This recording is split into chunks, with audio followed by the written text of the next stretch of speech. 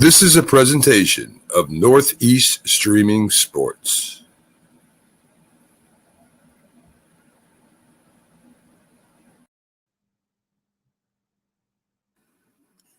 Good morning. You're listening to the Mac and Jack Sports Show on Northeast Streaming Sports.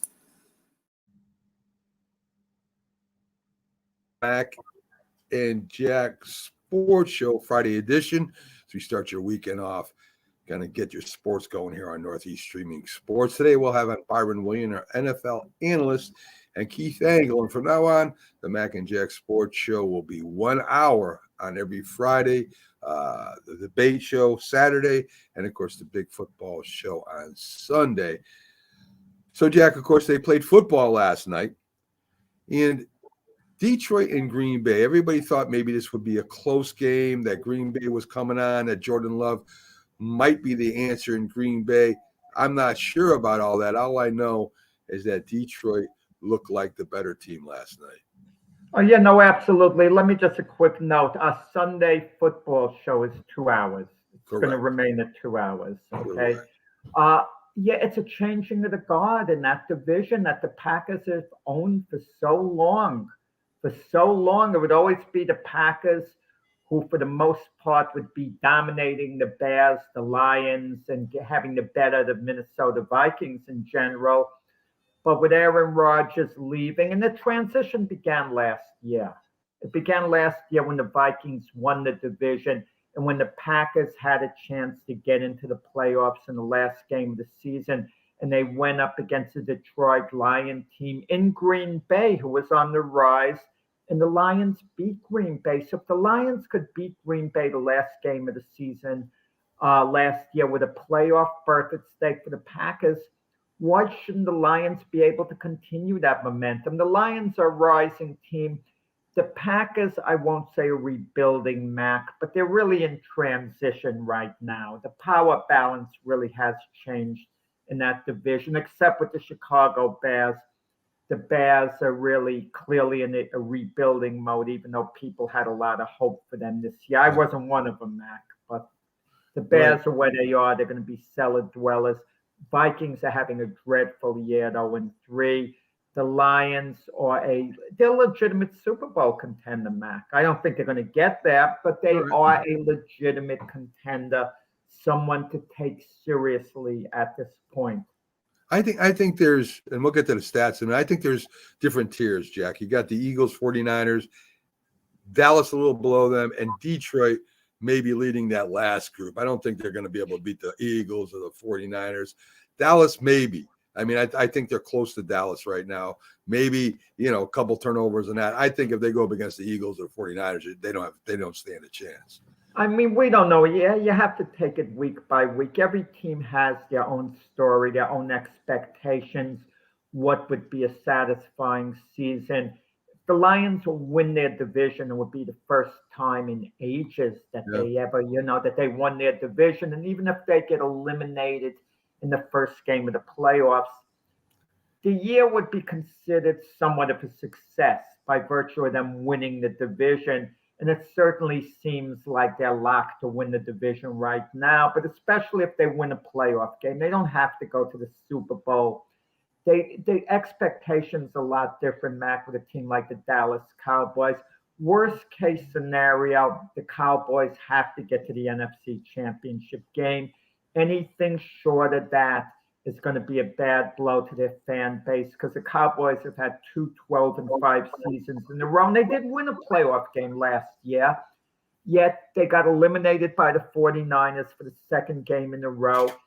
And the fan base is very unhappy in Dallas. So Dallas has actually higher expectations. 49ers have high expectations. They won in recent years. They went to Super Bowl, lost a couple of years in the NFC Championship game. They've got to break through. I don't think just going to the Super Bowl is enough to satisfy the Niners. They finally have to win it this year. So every team has kind of their balance of expectations. Even in the AFC, you take the Kansas City Chiefs. Is their fan base going to be satisfied if they lose the Super Bowl? They get to the Super Bowl and lose. They won't be satisfied because They've been there 3 of the last 4 years. They're not going to say the year's a failure, but they're not going to look at the year as being a success. Well, I mean, I guess if they're smart fans, they know that Kansas City is retooling. I mean, they've lost a lot. They're big turnover last 2 years. They're not you think they're retooling, Mac? I think so with the young wide receivers, Jack. Their defense is still pretty young. I mean, Chris Jones came back, but it's a young crew there. And, you got Patrick Mahomes there that can make almost any receiver look good. But it's not like they've got, the big names they used to have there, the Cheetah, Juju Schuster or whatever. Tyreek Hill. Right. But they won the Super Bowl last year. They did. And that was a mass. Yeah. I mean, that was an unbelievable comeback, too. Without Tyreek Hill, Mac, they have basically the same team they had last year, the Chiefs. They had Skibby Moore. They had Kadarius Toney as a wide receiver. Pacheco was a running back last year, too. Listen, I mean, if you watch that Super Bowl, either team could have won that Super Bowl. That was just an unbelievable Super Bowl. But anyway, I mean, unbelievable. Retooling means you don't expect. That's not necessarily true. That's not necessarily true. They got 2 new offensive tackles, Jack. I mean, the team has gone through some changes. And what I mean by retooling is that on the fly, they're taking players that are rookies. Moore is a great example. Moore played last year, second year. 2 rookie offensive tackles. They're a young team still, not counting Kelsey and Mahomes. So that's what I consider retooling. They're not rebuilding, no, but I think they're retooling. The Chiefs now America's team because of this Taylor Swift, Kelsey stuff. I'm telling you, I mean, I don't know. A lot of people. I mean, my daughter now is a Kansas City Chief fan. If you want to count, the people that didn't watch football before, yeah, okay, but America's team is still the Dallas Cowboys as far as football fans go. So love them or hate them. That's the team. That's their. Is that you kind of wonder, is that a myth? The Cowboys, America's team, all the glamour. You wonder if the media push that. Whenever we see an NFL game, we always look at the owner's box and there's Jerry Jones, okay, with Stephen Jones in the owner's box. I mean, they show some other owners periodically. When do we ever see Woody Allen not Woody Allen, Woody Johnson? I don't think people would like Woody Allen. The Jets have been a bit comical at times. Woody Johnson, the Jets owner's box. When do we see the Giant ownership? We rarely see them being focused, in the owner's box. Well, maybe when the Giants and Jets start getting a little bit more successful, maybe we'll start seeing. We do see Robert Kraft. We do see him. Yes, we do. Good morning, Rick. How you doing this morning? Glad to have you on board. So getting back to Detroit, Goff had a decent game, not one of his better ones. 19 for 28, 200, I think it's 18 yards, 1 TD. David Montgomery had a big rushing day for him. He picked up 121 yards, had 3 touchdowns. Jordan Love, good statistical day, I guess. 23 second half, he got better. 1 TD pass and 1 TD rushing.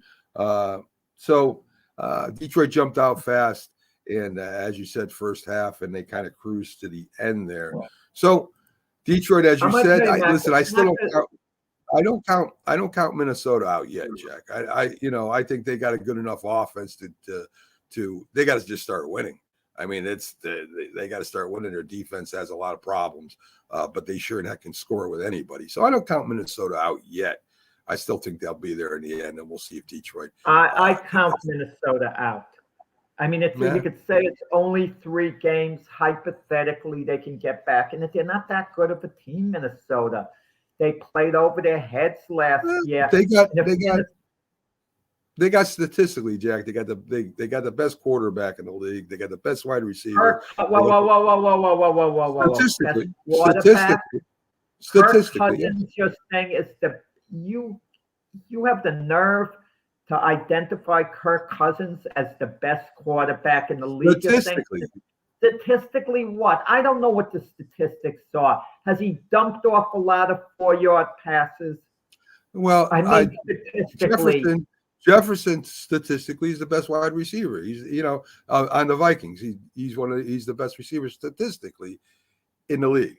So whatever that means, to me, receiver, Justin the most Jefferson. important statistic in the end, of course, Jack, is the W's and the L's. That's the only statistic that I worry about if I was a coach in the league. Let's get to the MLB, the Major League Baseball playoff picture.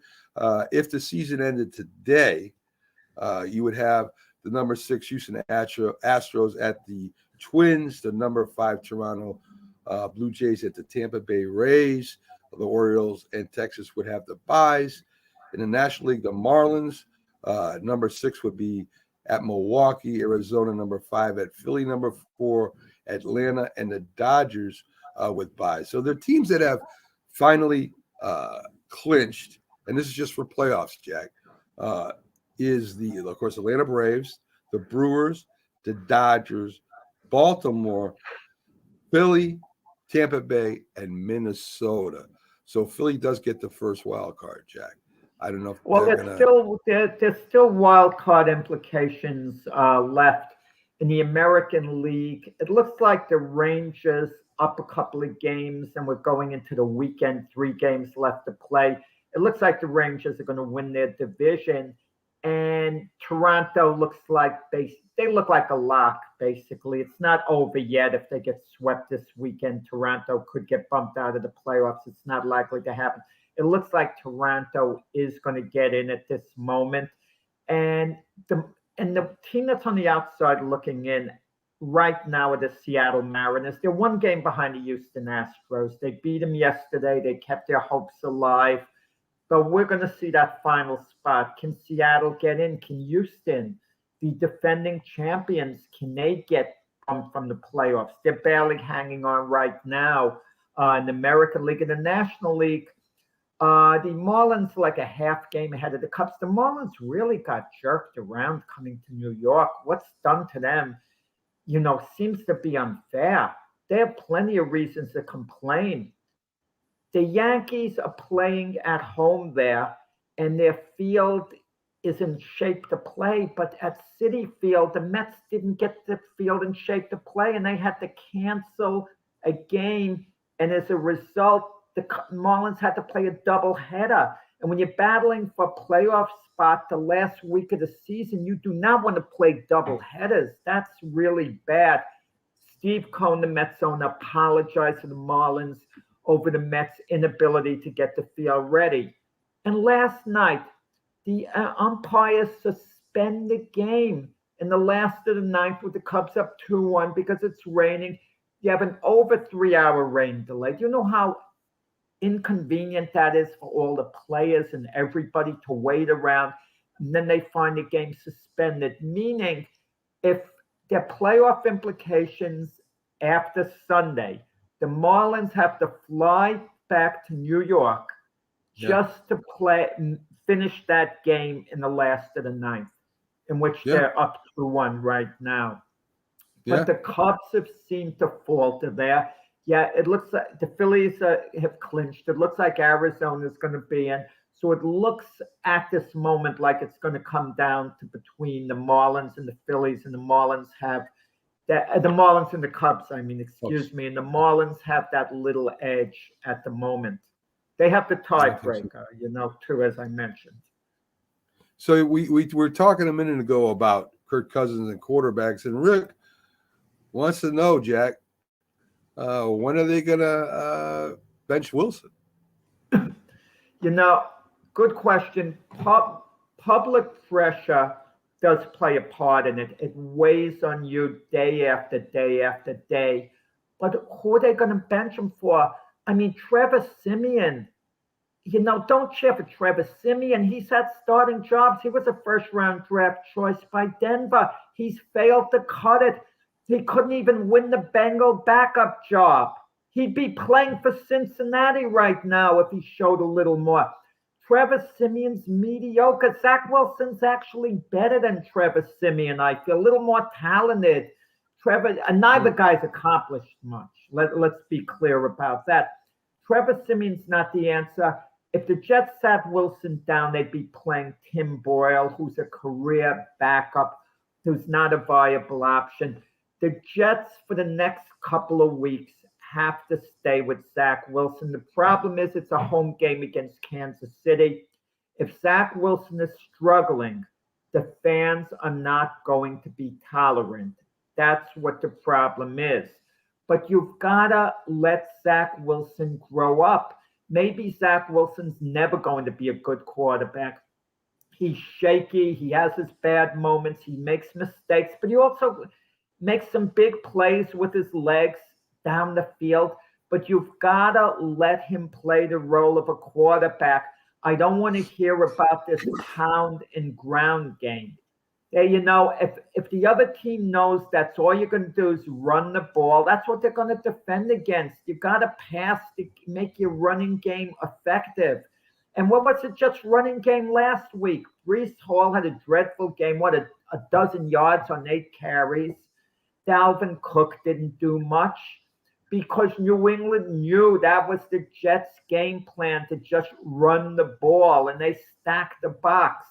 With Salah losing the locker room, we don't know.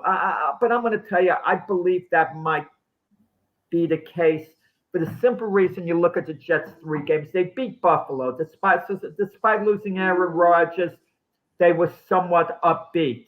And then the game after that, they lose to Dallas. Zach Wilson played poorly in the second half, but the defense played poorly. So how's the locker room going to be mad at the coach when they all played poorly? The last week against New England, the defense came up big. They played a great game. What was the difference between Mac Jones and Zach Wilson last week? Mac Jones hit one big play that went for a touchdown. Statistically, Mac Jones and Zach Wilson were virtually the same last week otherwise. But that was a difference in New England winning the game. And if New England lost that game, and let's say it worked the other way around, Zach Wilson hit the long pass and Mac Jones didn't, and the Jets win, New England would be 0-3. You know what people would be saying, Mac? Could Belichick's job be in danger? Believe it or not, there'd be some whispers about that. Well, I mean, you said a lot there, so I want to kind of talk about some of the things you'd said. First of all, the Jets didn't even truly try to run the ball against New England. I mean, as you said, they wrote it maybe 13, 14 times. You got to have some kind of balance, Jack. You can't just ask Zach Wilson to go back and pass and try to move that team. He can't. He just can't do it right now. That's your attitude, Mac. He's never going to don't play him at all. Get rid of him. You just think he can't? Let's find out whether he can. He can't. I'm telling you, he can't do it. He cannot win that game by himself. And he's not going to win a game. Win it by yourself. Well, then they should have stuck with the run and kept pounding, at least pound him a little bit, Jack. Loosen him up a little bit. Don't just go back and try to throw the ball every play. You're not going to win with Zach Wilson that way. He's no Aaron Rodgers. He's not a very good quarterback right now, Jack. I don't know if he ever will be. His confidence when he's do you watch him in when he's dropping back or when he's in the huddle? I mean, he got players on the sideline coming over here telling him what to do. You're the boss. First of all, as a quarterback, no running back's going to come over and start yelling at me. You sit the hell down, and when I get you in the huddle, you're going to run the routes I say. We're going to go with the plays I say. If I don't throw it to you, I guess you're not getting open. So don't come telling me what to do as a quarterback on a team. He's not a leader, Jack. Can you imagine somebody going over the sideline and start yelling at Aaron Rodgers on what to do? No one's comparing him to Aaron Rodgers. Okay, what I'm saying, Jack, let me finish. So what I'm saying right now, first of all, the Jets are not the 85 Bears. They're not the Baltimore Ravens of 2001. Their defense is not dominant. They're very good. They're not dominant. They're not good enough to win the game by themselves. They're not. I don't want to hear that anymore. The Jets have a very good young defense. They've got to mix it up on offense. And from these other nuts that are on these sports shows say, so what if he throws 8 interceptions? Are you out of your mind? Are you crazy? That's not how you play football. You don't say, well, go out there and just throw the ball around. No, that's not what Zach Wilson can do right now. Maybe one day he can. He can't right now, Jack. He's too used to being a second string quarterback. I think he likes being a second string quarterback because the pressure gets to him. And he has no confidence when he goes out there and he breaks that huddle. And I don't know what the answer is, Jack. Maybe it is the backup quarterback. He's not ready yet. Matt, the next 2 weeks are revealing. It's make or break for Zach Wilson. And when I say make, I don't mean make long term, but it could break him permanently as far as being a member of the New York Jets. He plays the Chiefs Sunday night. That's a national audience. That's the only game that's going on. He plays the Super Bowl winning Kansas City Chiefs. And because of this Taylor Swift stuff going on, there's going to be an even larger audience watching. If Zach Wilson should play a good game, even in defeat, he continues on the following week as quarterback, and they play the Denver Broncos. You lose to the Denver Broncos, even though the game's in Denver, and he plays poorly against Denver, he's probably out. But there might be a coaching change. You never know. I consider this, Mac. Last year, Russell Wilson comes over from Seattle, Hall of Fame quarterback to the Denver Broncos. He was awful. He was as bad for Denver as Zach Wilson has been for the Jets. In that category last year, he was dreadful. Who was his head coach? Paul Hackett. Right. The offensive coordinator for the Jets right now, who's calling the plays for Zach Wilson, basically in charge of them. Maybe, just maybe, it's the coaching that could be contributing to this. Wait a minute. All the Jet fans were happy that Hackett was the offensive coordinator. Oh, Hackett's a great offensive. Because he's Aaron Rodgers guy. Rodgers is one that calls the shots.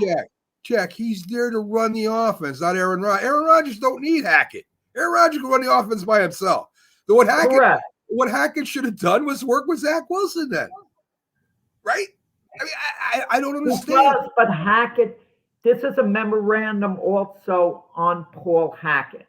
Paul Hackett's got to straighten this. Now, some of his game calling, some of his plays he ran was somewhat creative, his game calling in action. But the point is, the whole game plan is protect Zach Wilson, see he doesn't make a mistake, rely on our defense. In other words, there's nothing positive that they're giving Zach Wilson. Show confidence in Zach Wilson that he can make some plays. Yeah, run the friggin' ball. Run the ball. That's my answer. Run the ball. And then use Zach Wilson to play action. Maybe he'll have some time when he plays the Chiefs if they're worried about the run a little bit. You got two good running backs. You got an offensive line that cannot block versus the pass, and you got two good running backs. Well, that's part of the problem too. Right. Consider that, pass blocking. So you're going to put Zach Wilson's back there in the empty backfield and expect him to turn the game around when you can't even block anybody? You've got to, Jack, use what you got.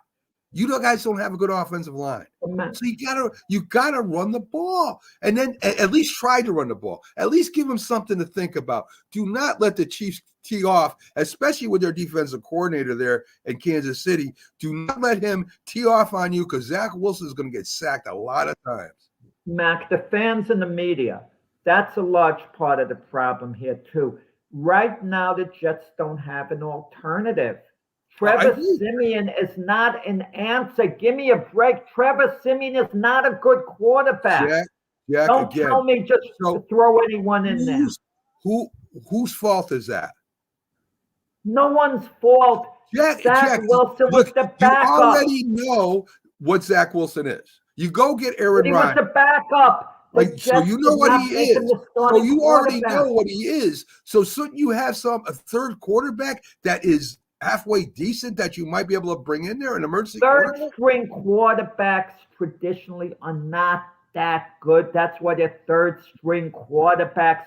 And all the guys that you're mentioning, all these second-string quarterbacks coming from elsewhere, there's a reason they're second stringers because they couldn't hold on to a starting job. Other teams moved on from them. Jack, let's bring in our NFL analyst. Maybe he'll help us out here with some answers. Byron, here we go again. The Jets. The Jets are always on this show, and they're always come around.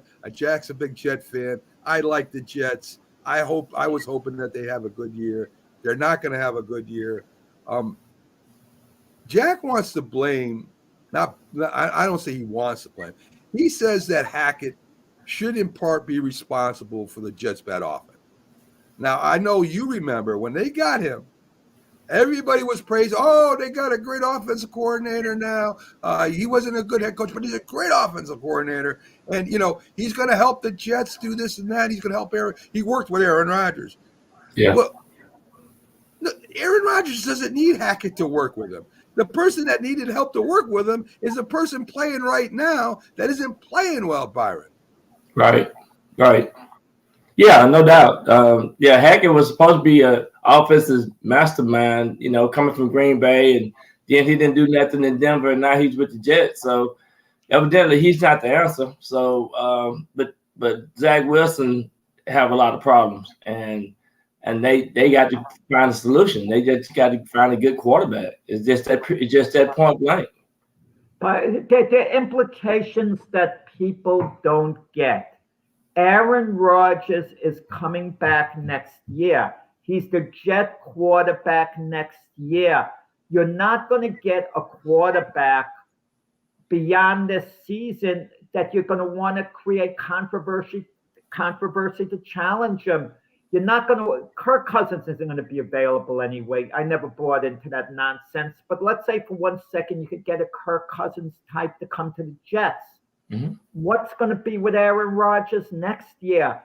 You just got to get a guy who, basically is going to stop the bleeding. They're not out there. You have a bunch of these guys who are competent backups.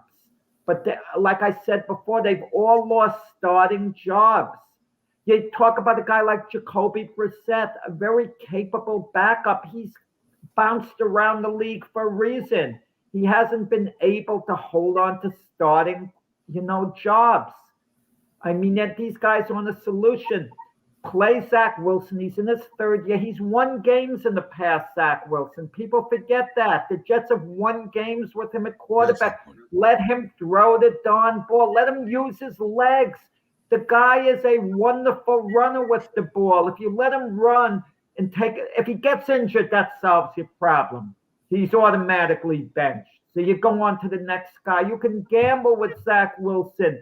The guy's got great instincts when you allow him to run with the ball. But I just think he's evidently not the answer though. For some reason, something is hanging over his head. He got hurt when he started running with the ball too. So that's not a great option, I don't think. But you got to find a quarterback that that you can depend on and not gonna make decisions, not gonna make bad decisions. And he's just so inconsistent. He's just not a lead, he's not a leader. You got to get all of those. Huh? Well, look what happened last week. At the end of the game. Let's get off the Jets for a second. Well, it pertains to the Jets. Byron, when you're an offensive, you were a wide receiver with the Giants and a bunch of other teams and during your career. To me, the way you call an offense and you run your plays, you want to be almost 50-50 run and pass, right? You for the most part, you saw what Kansas City did with the Bears. You saw what Miami did with the Denver Broncos. There was almost 50-50 split. You can't take a Zach Wilson and expect him to throw the ball around the field and you're going to win. It's not going to happen. You've got two good running backs. You got Breece Hall, who's an excellent running back. You got Cook, who was good with Minnesota. I think he could be a good player there with the Jets too. And they're not running them. But Cook's performance slipped, like Rich Sherlock pointed out, at his last year in Minnesota. Yeah, because they gave the ball to him all the time, Jack. They're not giving the ball to him all the time. So that also tell me that the offense is something wrong with the offensive philosophy. They're not mass producing using the talent, and they don't know how to insert the guys to use the talent that they have on the team. Something is wrong. So maybe it is the offensive coordinator. So maybe so. All I know is you're not going to win. You're not going to win by Zach Wilson chucking the ball all over the place against any team. And a good defense, forget it. They're going to eat them You up. know, there's an interesting thing happened on the ESPN. Shannon Sharpe and Rex Ryan won together, and Rex Ryan was the defensive coordinator when Shannon Sharpe was on the Baltimore Ravens the year they won that Super Bowl. They had the great defense. Trent Dilfer was the quarterback, and the Ravens switched from Tony Banks to Trent Dilfer, and Shannon Sharpe asked Rex Ryan, you think we still would have won the Super Bowl if we didn't switch to Trent Dilfer? Shannon Sharpe feels they wouldn't have. And Rex Ryan says, I still think we would have won the Super Bowl. You let your defense do everything. Let your defense win the game. Just run the ball, play defense. Don't even put the ball up in the air. You become so predictable. But you maybe said it best, Matt. The Jets maybe don't have the Jets have a very good defense. Maybe it's not a great defense. Maybe it's just very good. It's not dominating. The game against New England, though, you have to give the defense really came up with a nice effort. It's not dominating as the Bears of 85, the Giants of 86. These teams would win the games for you. The Baltimore Ravens of 2000. These teams actually would intercept balls, turnovers. Against Buffalo, game 1. Keep that in mind. Yeah. Allen had a bad game too, and he doesn't look that bad anymore. He had a bad game because of the Jet defense. Yeah, you could say that. I think you could say that. I think he was just throwing the ball all over the place, but that's like you want Zach Wilson to do. Yeah, so let's get back to he threw 3 interceptions that game, I think, too. Yes, he did. So Byron, let's get on to the Dolphins dropping 70 on Denver. Now, that hasn't happened in 60 years or 30, something ridiculous anyway. Miami right now, they ran the ball as much, if not more, than they passed the ball. Their defense played well. Right now, Miami, I think, is the best team in the AFC right now.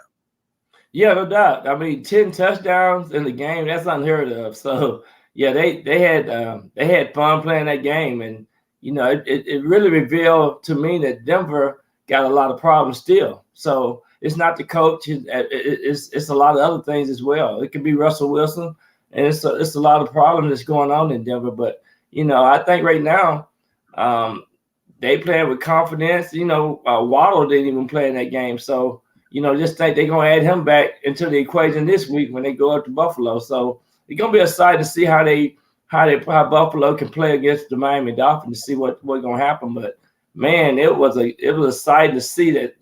I mean, I couldn't even believe my eyes when I saw 70 points. Yeah. Russell Wilson didn't play that badly, actually, but 70 points, like you said, it just seemed, from what I could see, the clips, Denver was either poorly coached by Sean Payton that game, or they kind of lacked a certain desire. But, a team shouldn't be quitting on a coach that early in the year to allow 70 points. And the personnel, maybe, it's not that good. But last year when they were struggling, Denver's defense really wasn't that bad. Right. That's the ironic part about it. Yeah, exactly. And, Denver ain't never had a real bad defense, but, man, they didn't show up last week. Yeah. The Chiefs kind of embarrassed. For those of you who don't know, the Chiefs actually played on Sunday. I know all of you were watching, Taylor Swift, but the Chiefs did beat the Bears pretty convincingly. The Bears are playing the Broncos. You got Justin Fields, who they're still trying to make him a pocket quarterback. I don't get it. Going up against the Denver Broncos. Maybe the Broncos going to win this week. Well, hopefully Chicago just watched the film last week and see what Miami was doing and let Justin Fields just run the ball and play his game like he played last year. And I think they might be very competitive. Maybe because these teams are both 0-3, and this might be a good chance for Chicago to get back on the winning track. Because they've just been in the media last week. But, if you look at the paper, look at the teams on paper, look like Denver might go ahead and beat Chicago because of all the problems that they have. But I think too, since Chicago's at home, maybe they can win a game. So there's more turmoil in Chicago than Denver. Even if Denver loses, Sean Payton's there. There's no pressure for him to be fired. There's no talk of that. They know Sean Payton's the guy. He's going to fix the program, even if they have a terrible year this year. Denver fans have they can't complain about it. But in Chicago, supposedly there's friction between the GM, the coach, the quarterback, the ownership. It's messy in Chicago right now. The only thing messy in Denver was the 70 points. They'll get over that and play better. But in Chicago, it's a big, big mess. And if they lose to a Denver Bronco team that gave up 70 points the week before, if Justin Fields struggles against that defense, wow. Let me ask you this. Is it going to be ugly in Chicago? Or is it going to be ugly in New York if Zach Wilson struggles again? That's a good question. Yeah, I think it probably be in both situations, both case scenarios. I think, it's all about winning in the NFL anyway. So I think, you got to find players that are going to come in and be productive. And I think it'll be ugly in both of those situations. Well, we know that. Where's it going to be uglier, Byron? We know it's going to be ugly. Jack wants to Well, it's going to be ugly in New York for sure. Jack wants to continually talk about the Jets on this show. I'm trying to get away from that. You mentioned Miami dropping 70 on Denver. They're playing Buffalo, as we were saying.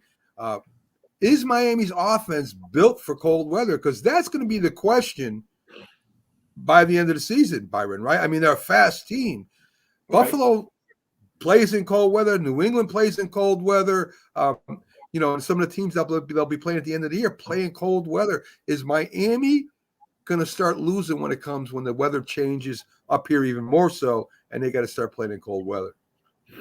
I don't too much think now this day and time. Most players have played in cold weather, so I just think it's the preparation of how coaches prepare their teams. So I don't think that cold weather will be a factor. I just think you go out there and just try to play a good error-free football game, and I don't think cold weather would probably matter with the Miami Dolphins. I really don't think so. I think I'm going to disagree with you here, Byron, because Tua played in Alabama. He played in Hawaii, right? So, I mean, he's never really he was hurt last year. He's never really gone in cold weather in November and December up north and played against guys that are used to the cold weather. I mean, Waddle played in Kansas City. It's pretty moderate out there. But when that snow starts coming and that cold, raw rain starts hitting you in the face, things start getting slippery. You mean Tyreek Hill played in Kansas City, not Jalen Waddle. Right. So when that starts happening, the footing gets a little worse. I think teams that play in the North, and we've seen this through history, normally play better at the end of the year. Well, maybe that if the running back situation is pretty good, then maybe if what's his name, Monster, the running back that they have, maybe if the running back is adequate, maybe that'll help them. But a lot of guys. I just recall me going up to Canada and playing in cold weather, being from Texas. It was never a factor for us playing in a colder game for me.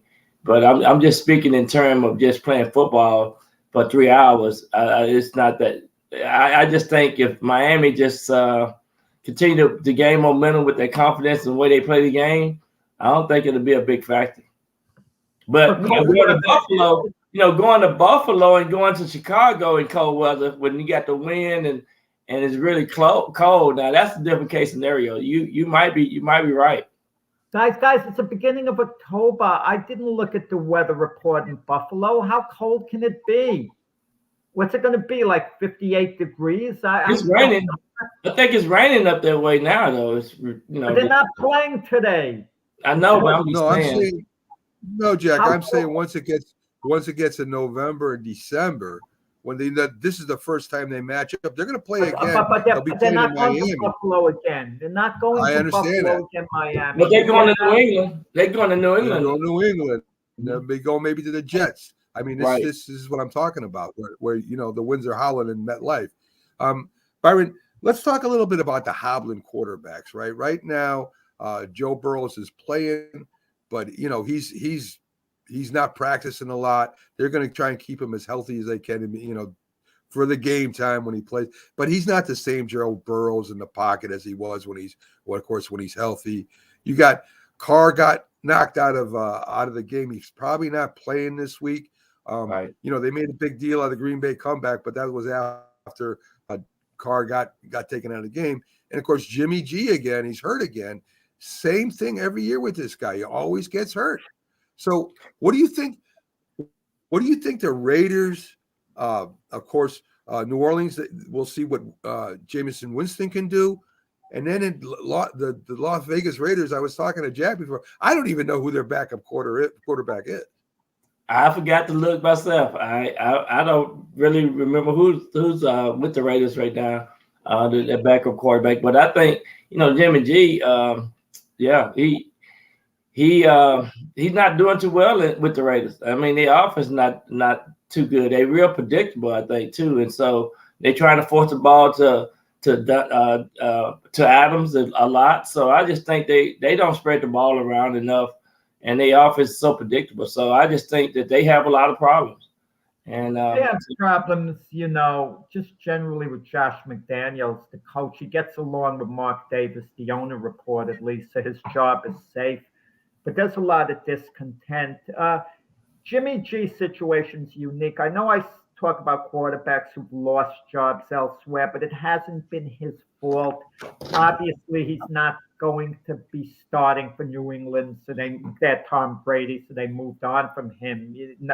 And then at San Francisco, he came one pass away from winning a Super Bowl. Imagine that if he was Super Bowl MVP. And he performed well. All in all, he performed well for the Niners. I won't say he really lost the job over there, but they decided to go in another direction, not because Jimmy G failed. And now with with the Raiders, he's staying healthy. That's the big thing with Jimmy G. Something about Jimmy G, he seems to be too much of a happy-go-lucky quarterback. Something about he's like pleased all the time. Like, if I can play, great. If I can't, I'll wait till I'm ready to play. And Joe Burrow, you mentioned, he's been hurt. And a lot of people feel he shouldn't be playing, but Joe Burrow doesn't want the Bengals to fall too far behind. They lost their first 2 games. They won last week. Their schedule is not hard these next few weeks. So they could be right back in the mix, and he feels it's important for the big picture to be in. Yeah, and another thing with sometimes when you get quarterback problems and some of your players on your team, for example, Devontae Adams, they've talking about trading him maybe to the Baltimore Ravens or somebody, So when teams are having problems, why would you want to trade somebody you want to build your team around? But that's because they're losing and they don't have answers in Vegas. So that's another thing too that happens when you start losing and players getting injured. Byron, the Eagles easily right now, I think, have the best running game in football. And you could tell that they need to do it because right now, believe it or not, Hurts is struggling. He's not making the throws like he did last year. He's throwing interceptions and missing wide receivers. So their running game with Swift especially, they got three running backs there, but especially with Swift, is just eating up yards, eating up the clock, big plays. The Eagles are back to like old school football, right? We're going to run the ball, and you just stop us. And it's kind of good to see because they're still scoring a lot of points off the run. They're not throwing the bombs and getting the touchdowns now. You got running backs breaking 40, 50-yard runs down to the goal line now. So right now, if you had to pick a number one team after 3 games, it's unfair to you. Is it the Eagles? Is it the 49ers? Right now, I think it's the 49ers because of the way they spread the ball around. The offense is explosive, and the defense is playing really good. I think the Eagles right now, I think after 3 weeks, they don't look the best to me, but they still look good. They still a solid team. But I think the 49ers right now maybe have a little edge, just the way they play and the way they game preparation been. The Eagles have struggled a little bit against the Patriots and some other teams that they have played, but they still playing good football for us on the defense side of the ball. So that's my opinion about that. You mentioned, Mac, about Jalen Hurts saying, well, he's struggling. I'm not sure he's struggling. No one considers this. Jalen Hurts last year probably had the best year he could possibly have. And people are thinking, oh, he'll build on that and he's going to be on the level of Patrick Mahomes. He's probably never quite going to be as good as Patrick Mahomes, even though he had games last year that were Mahomes-like. If you forget his one fumble in the Super Bowl, he matched Mahomes all the way in the Super Bowl. And they can win with him not being one of the best quarterbacks in football. I said Jalen Hurts when he came into the league, he'd be another Doug Flutie. You can win a Super Bowl with a Doug Flutie who was a good quarterback. So I don't think we should, over-expect from Jalen Hurts. He's a very good quarterback. I'm high on Jalen Hurts. He doesn't have to be one of the three best quarterbacks in the league. There's a reason, too, that Jalen Hurts got beat out in Alabama, got replaced by Tua. Consider that, okay? Nick Saban replaced Hurts. Has Hurts gotten so much better since he left college? Obviously, all quarterbacks get a little better, but has he had this great transformation? Probably not. He just played great last year for the Eagles and managed the games wonderfully. But there's always room for growth and maturity. So now that you see that he have that, I mean, he done worked on some of his arm strength. It's how he passed the ball, his philosophy of the ball. So you can see that improvement in Jalen Hurts as well. Yeah, I mean, listen, the Eagles are as loaded as the 49ers. They got a great tight end. They got two great receivers. I think they kind of edged the 49ers there. I don't know. It's going to be interesting. If the 49ers can keep up this pace, can the Eagles keep up this pace?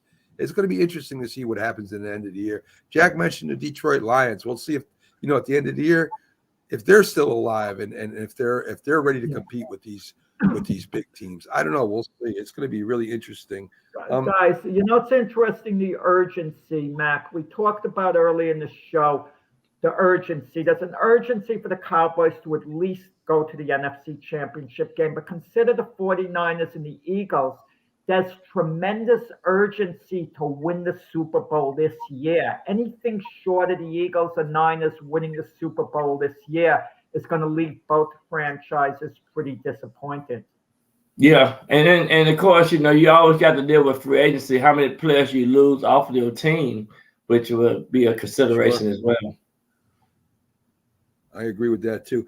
The AFC North is not as strong as we thought it was going to be in the beginning of the year. We were thinking it's going to be the strongest in the league at one time, right? But with Cleveland, Watson. The Cleveland Browns won. Watson didn't look good. He really didn't. I mean, I heard people say, "Well, yeah, he made a couple passes." Well, Mac.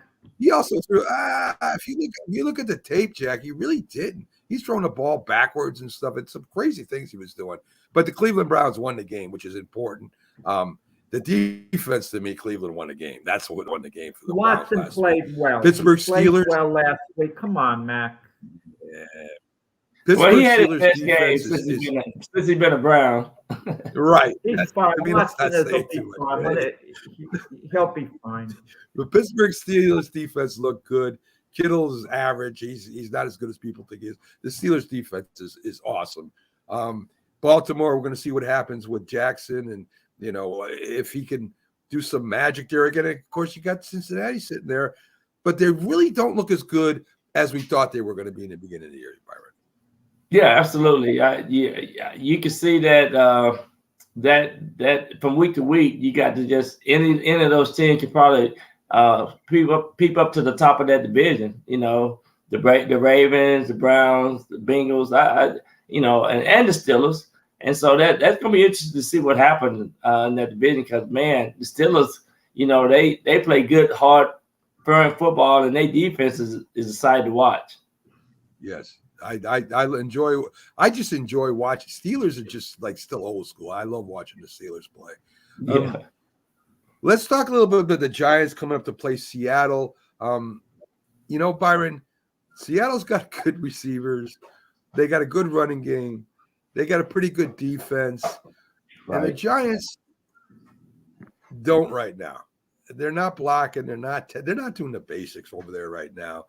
And if they lose to Seattle, they got Miami and Buffalo after this. What do the Giants got to do to beat Seattle on Monday night? They just got to play good, sound, fundamental football, especially on defense. I mean, right now, the secondary and the linebacker play is suspect. They offense, they need to spread the ball around. Daniel Jones need to use the talent. I mean, they need to come up with some type of game plan that would be very competitive, and especially at home. You got to be a team that wins games at home. I think the Giants got to get in that space right there that they got to win this game. It's a Monday night game, national TV. So this is a game that gonna set the tide for them, set the pace for them to see if they can really be in a position to be very competitive. Well, you talk about their defense. I mean, Seattle has a very good team. Don't sell them short. They could conceivably go deep into the playoffs. They drafted really well the last couple of years. But they're facing Geno Smith, and the two teams you mentioned, Mac, after is Tua and Josh Allen. So if their defense is going to come alive, it better be against Geno Smith, because that's the one quarterback who's less than elite.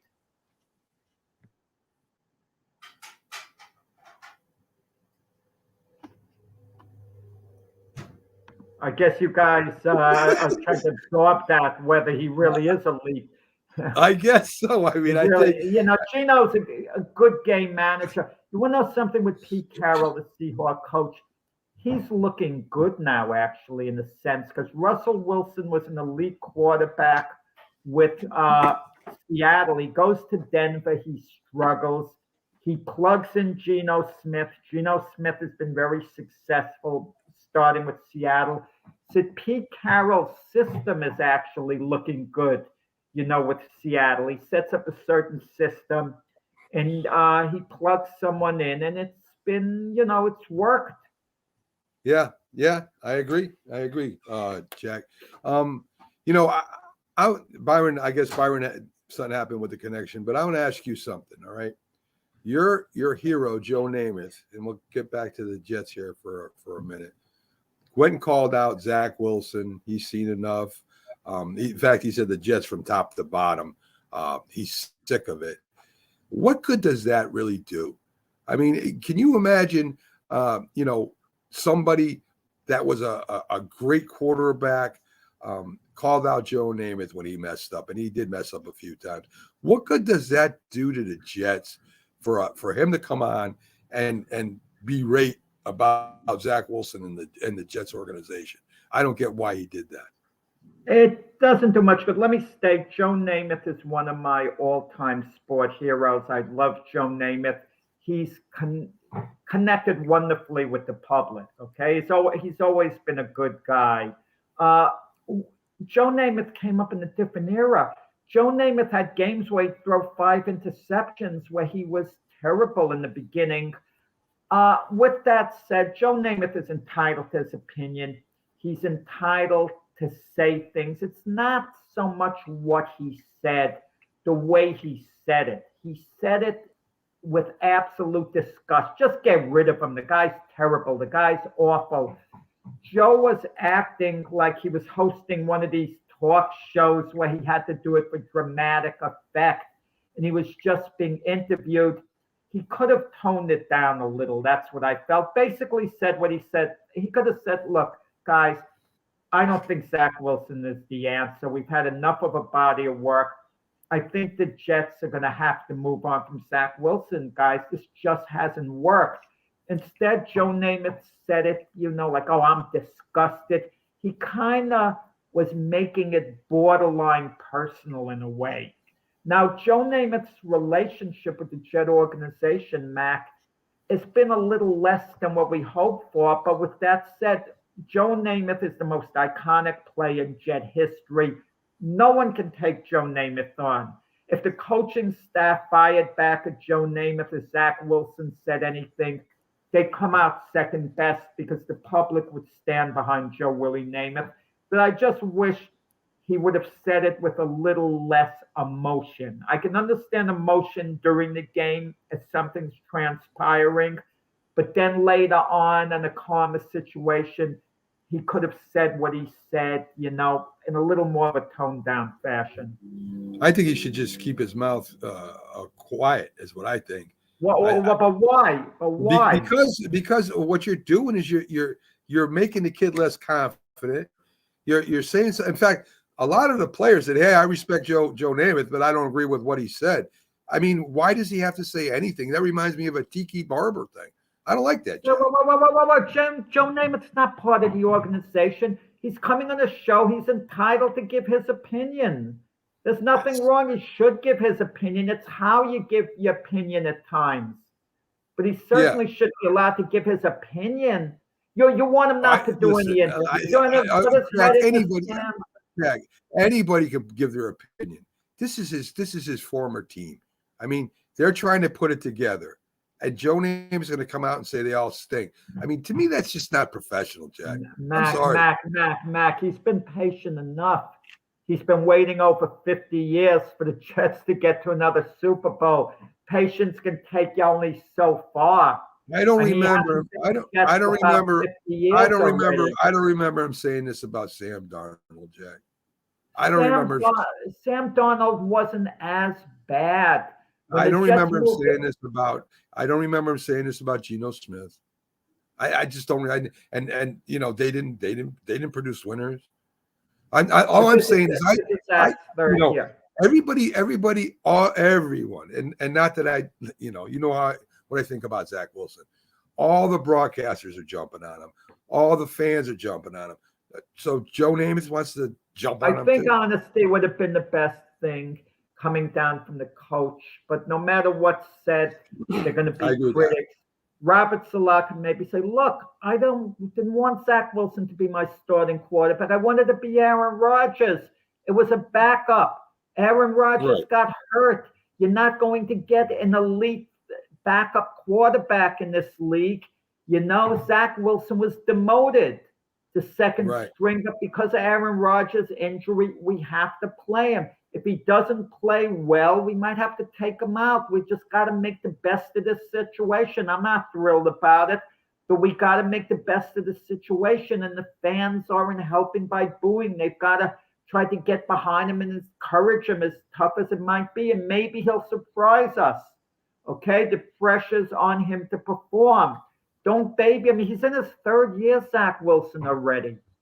If this was Zach Wilson's first year, okay, but they had 2 years of Zach Wilson, and this third year, there's a reason they moved on from him, but they shouldn't take an approach, they can't baby him at this point. It's basically do or die. Listen, he really didn't get a shot. You had White there, I think it was. What's his name again? He got pulled for White. And listen, there was a lot of things that the Jets have done wrong over the last few years, but especially over the last few years here under Salah. We'll see if he stays in or not. Real quick, Jack, we didn't say this yet. Damian Lillard goes and now he is playing for the Bucks. Sorry. So a lot of people are saying that he will be, the Bucks now are the number one rated team or ranked team going into the season. I don't think they're the number one ranked team, in my opinion. It's two players. We'll see what happens. Part of that trade, though, is interesting. It's very interesting because Drew Holiday was part of that trade. Ayton was part of that trade. And a lot of people are gonna